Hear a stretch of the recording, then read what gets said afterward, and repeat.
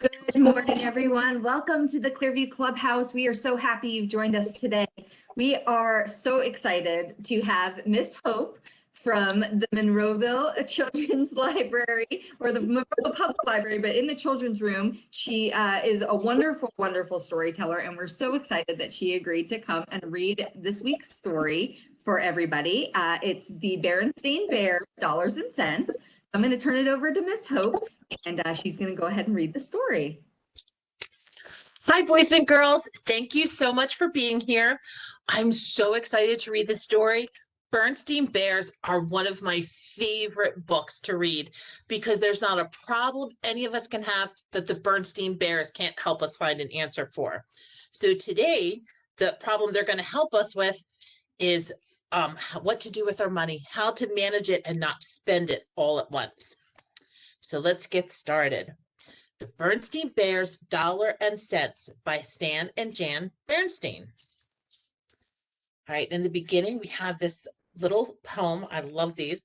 Cubs like their own money, their own dollars and cents, but to spend it or save it, what makes the most sense? So let's see what makes the most sense for them. Money wasn't a big problem for Bear family's treehouse down a sunny dirt road deep in bear country, but it was a problem, at least where Cub's brother and sister were concerned. They knew some things about money. They knew that Papa wasn't made of it, that it didn't grow on trees, and that they should save it for a rainy day. Papa had told them those things many times. What they didn't know about money was how to manage it. The Cubs liked money. How many of you guys like money? Yeah, me too. They had liked it even before they knew you could buy things with it. They liked coins better than paper money because you could do things with the coins. They liked to roll them. They liked to spin them. They liked to stack them. And as they got a little older, they liked to play heads or tails with them. But by keeping their eyes and ears open at the supermarket, the hardware store, and the clothing store, they learned that you could do a lot more with money than just play with it. You could buy things with it. That will be $7.50. That will be $9.20. That will be $11.10. So everywhere Mom, Pa Bear are going, they're using their money to get things. You could buy all sorts of things. Ice cream from the Good Humor Bear. I'll have peach orange with Jimmy's. I'll have nutty chocolate cherry. Okay, well, the ice cream truck, I think that's a good choice. Rides on the bucking duck at the mall. Hi-ho, duck! And balloons from the Balloon Bear at the park.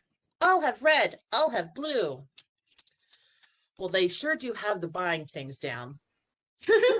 As time went on, the Cubs learned more about money.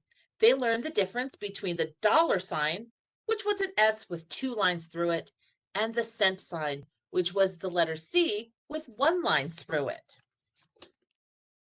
So that's their way of making money. They're selling their stuff. And while they were still fond of coins, they had learned that you could buy a lot more with dollars. Papa, may I have $5? Baseball Bob is having a big baseball card sale. Papa, may I have $10? My Bearbeat doll is getting married and she needs a wedding dress. Do you guys think those are important things? I think Brother and Sister Bear do. Let's see what Papa Bear says.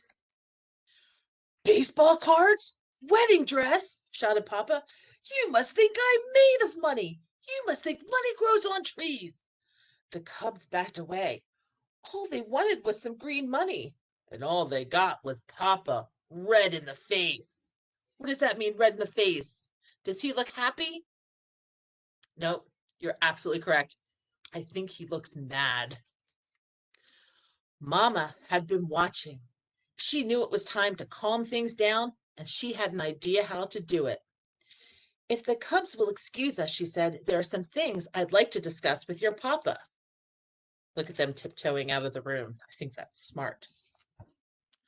My dear, said Mama, it's not going to do any good to shout at the cubs. It's as much our fault as it is theirs that they don't understand about money. It's up to us to teach them how to manage money. But how? Asked Papa.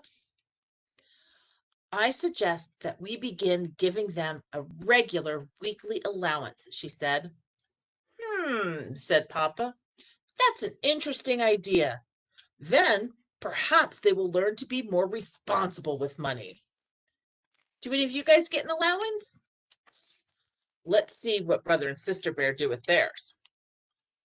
An allowance, said Sister. What's an allowance? Asked Brother. An allowance, said Papa, is a sum of money that you'll get at the beginning of every week. It will be up to you to manage it, to spend it, or to save it as you see fit. The cubs looked at each other as if they didn't believe him. It seemed too good to be true. Uh-oh. And here's your first week's allowance, said Papa. Brother and Sister looked at the small pile of money Papa had placed in front of each of them. Then they grabbed the money and they were out the front door, down the front steps, and on the road to town faster than you can say. Weekly allowance. Said Papa. Double, said Mama. Right. When the cubs returned, they each had a pile of candy bars, bubble gum, and trading cards. Look at Mama and Papa's face down there. Do they look like they think that was a good idea? Nope, you're right. I think they look disappointed. They had spent their whole allowance on the very first day of the week, and they did the same thing the next week, and the next, and the next. Well, it was clear to Mama and Papa that the allowance idea wasn't working as planned, and it certainly wasn't teaching the cubs how to manage money. The cubs would quickly eat the candy bars and get tired of all the other things they had bought. Then they would mope and groan because they didn't have any money left for the rest of the week. Mama, said Brother, I don't think this allowance idea is working out. Oh, I quite agree, said Mama, but what do you suggest? A bigger allowance, the cubs said as one. Possibly, said Mama, but that is something we'll have to discuss with your Papa. Well, let's discuss it with him right now, said Sister. Oh, no, said Mama. Papa is balancing the checkbook. I never interrupt your Papa while he is balancing the checkbook. And if you look at Papa's face, I wouldn't bother him either. He looks very stressed out. Checkbook, thought Mama. Our checkbook helps Papa and me manage our money. It gives us a chance to think about how we spend it. It gives us a record of how much money we've spent and how much money we have left. Mama went into the kitchen. She rummaged in the cupboard drawer.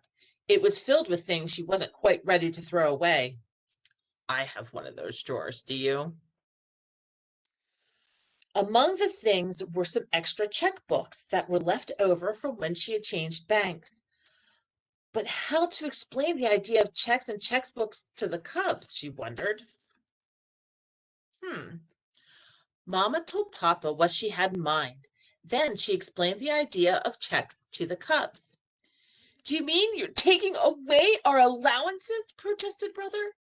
No, not at all, said Papa. As a matter of fact, we're increasing your allowances.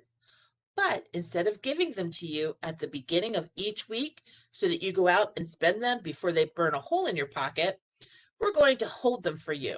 Then, when you want a little pocket money or you want to buy something, you write out a check. Here, I'll show you how it's done. First, you make it out to cash, like so. Then you put how much it's for. in words as well as numbers, so there can't be any mistake. Then you write what it's for on this line, and then you sign your name at the bottom and on the back.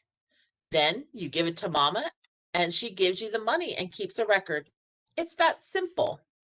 Well, that doesn't seem too bad, does it?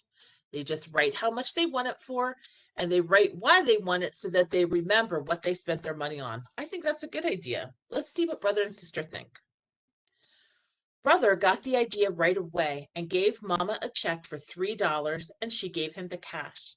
He changed his mind about spending $5, half of his allowance, on baseball cards and bought a baseball book instead. Seems like a good choice. Sister changed her mind too. She decided to save her first week's allowance and buy the Bearby wedding dress with her next week's allowance so that she would still have $10 left. Well, that's a good idea too. And now that's what I call money managing, said Mama to Papa.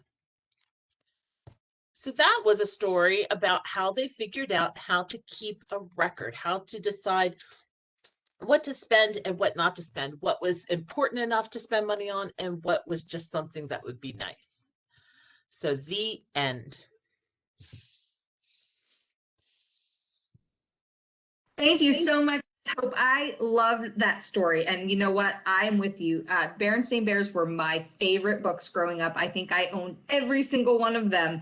Probably spent too much of my allowance on them, to be honest. But I'm so happy that there's still books around that we can use today to learn about how to manage our money, how to keep a record of it. And in that vein, make sure you check your email this week, because you will get an email not only with the wonderful recording of Miss Hope reading the story so you can watch it again, but you'll also get a fun activity sheet.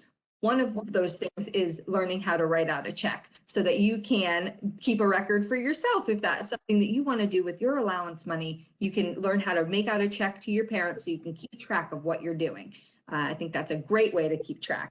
Thanks so much again for joining us here in the Clearview Clubhouse. We had so much fun and we hope we see you again soon. Have a great day. Bye-bye.